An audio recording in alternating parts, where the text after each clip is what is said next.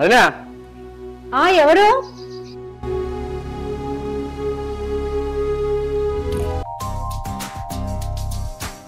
మంచిగా ఉన్నారా అదినే? మంచిగానే ఉన్నా పవను. ఇప్పుడే వస్తున్నావా? ఇప్పుడే వస్తున్నావు అదినే. సరే కాలు కడుక్కొని లోపలికి రా పవను. సరే వదినే.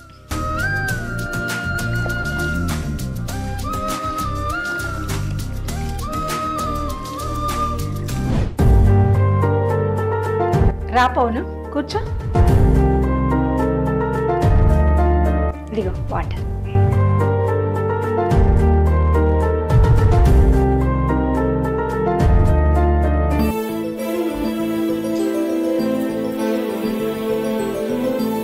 భార్య పిల్లలు మంచిగా ఉన్నారా? మంచిగా ఉన్నారు వదినే. అవు కానీ అన్నం కట్టుకున్నాడు కదా, ఎటువైంది వదినే?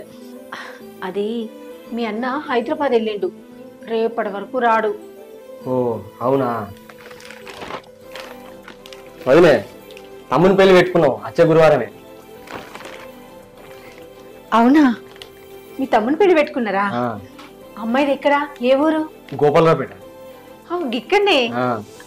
ఏమిస్తున్నారు? పెట్టిపోతలను పోతున్నారా లేదా? ఏమి ఇస్తున్నారు వదిలే, 4 ఎకరాల భూమి, ఓ బండి, 2 తులాల సైన్ పెడతారు అంతే. ఏదైతే ఉంది మంచిగానే ఉందిలే. సరే వదిలే, అన్నం నువ్వు తప్పకుండా రాదు. మీ అన్ననా? మీ అన్న ఎప్పుడు ఎక్కడుంటాడో ఏమో, అసలు నన్ను పెళ్లికి తీసుకొస్తాడో లేదో కూడా తెలియదు.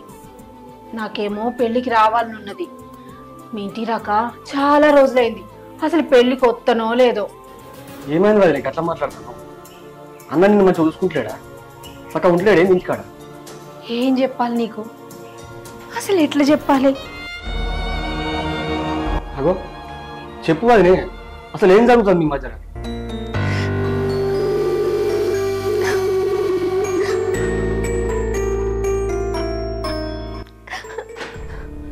మీ అన్నయ్య నన్ను కాదని వేరే దాంతో తిరుగుతుండు. ఇదేంది ఇది? ఇంట్లో ఇంత అందమైన భార్యను పెట్టుకొని మా అన్న బయట దాంతో తిరుగుతాడా? అవును, మీ అన్నయ్య నన్ను కాదని వేరే ఆడదాంతో తిరుగుతుండు. నా బాధ ఏమని చెప్పుకోను, ఎవరికి చెప్పుకోను.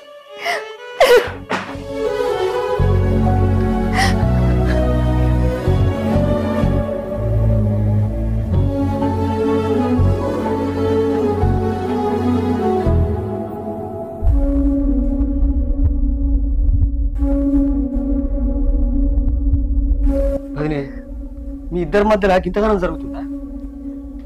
కట్టుకున్న భార్యని ఎట్లా మోసం చెబుతుంది మా అన్నగారు? మీ అన్న నన్ను అస్సలు పట్టించుకుంటలేడు, నాతో చక్కగా మాట్లాడతలేడు. ఎప్పుడు చూడు దాంతో ఫోన్లో మాట్లాడుతూనే ఉంటాడు. ఎప్పుడు చూడు దాని ఆలోచనే. ఇంటికి కూడా చక్కగా అత్తలేడు. ఇప్పుడు కూడా దానింటికే పోయి ఉంటాడు. దాంతో గులికి నన్ను మోసి తీరినాక ఇంటికి వస్తాడు. మరి ఈ విషయం ఇంతవరకు మాకు ఎందుకు చెప్పలేవు? నిలదీసి అడిగినందుకు ఎట్లా పడితే అట్లా కొట్టిండు. ఎక్కువ మాట్లాడితే విడాకులు ఇస్తాడట. నీకు ఇష్టమైతే ఉండు, కష్టమైతే వెళ్ళిపో అంటుండు. ఇంత బాధను ఎట్లా భరిస్తున్నావు? మీ అన్నకు ఇదేం కొత్త కాదు. పక్క వీధిలో శ్యామలతోటి అక్రమ సంబంధం ఉండేది. ఆ విషయం వాళ్ళ ఆయనకు తెలిసి ఇంటికి వచ్చి గొడవ పెట్టిపోయిండు. దాంతో భయపడి ఆమెకి దూరంగా ఉన్నాడు. ఇప్పుడు ఇంకొక ఆమెతో సంబంధం పెట్టుకున్నాడు. ఇంతకు ఆమె ఎవరు వదిలే? ఆమె పేరు శిరీష. మీ అన్నకు ఆఫీసులో పరిచయం అయింది. ఇటువంటి కష్టం ఏ భార్యకు రావద్దు వదిలే. నేను చూస్తే నాకు జాలనిపిస్తుంది బాగా. నా రాత గింతే పవను. కట్టుకున్నోడు పెళ్లిరా నెత్తిని జీలకర్ర బెల్లం పెట్టి, మెడలో తాళి కట్టి, కాళ్ళకు మెట్టులు పెట్టి, అగ్ని చుట్టూ 7 అడుగులేసి కొన్ని రోజుల తర్వాత వేరే అమ్మాయితో సంబంధం పెట్టుకుంటే ఎట్లుంటది పవను కట్టుకున్న భార్యకి?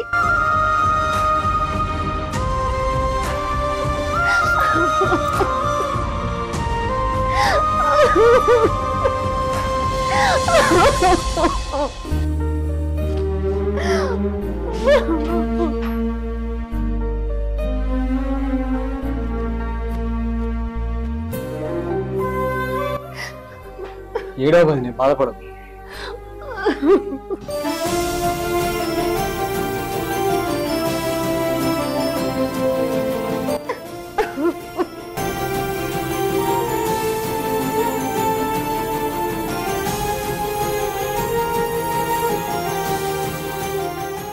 నెలలైతుంది మీ అన్నయ్య నన్ను ముట్టుకోక.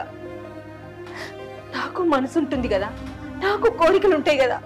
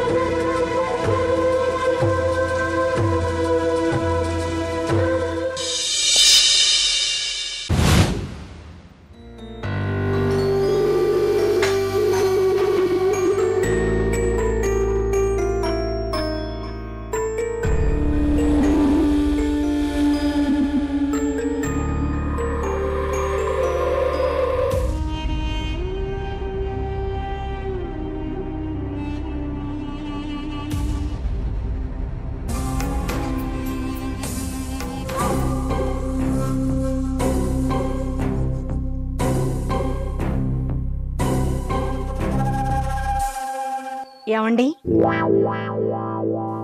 ఏంటిదే? మనిద్దరం భార్యాభర్తలం.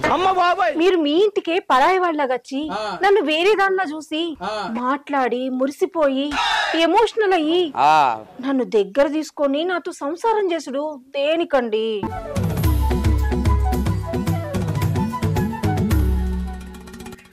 నాకు ఇది ఒక రకమైన పిచ్చి, తెలియని ఆనందం, ఎగ్జైట్మెంట్, ఆ థ్రిల్లింగ్ మాటల్లో చెప్పలేనే, అది వేరే. దరిద్రుడా ఏంటో మీరు రోజుకో క్యారెక్టర్ లో వస్తారు. మీరు ఇప్పుడు చెప్తున్నారు, ముందే చెప్పాలి కదా. నువ్వు నా భార్యవే, నేనేమన్నా పరాయంతో సంబంధం పెట్టుకుంటానా? మరే తెలియని లెక్క వచ్చి నిన్ను దగ్గరికి తీసుకుంటే నా మనసుకు కలిగే ప్రశాంతతే వేరే. నీలాంటి దరిద్రపు కొట్టి వదవ నేను ఎక్కడ చూడలేదు.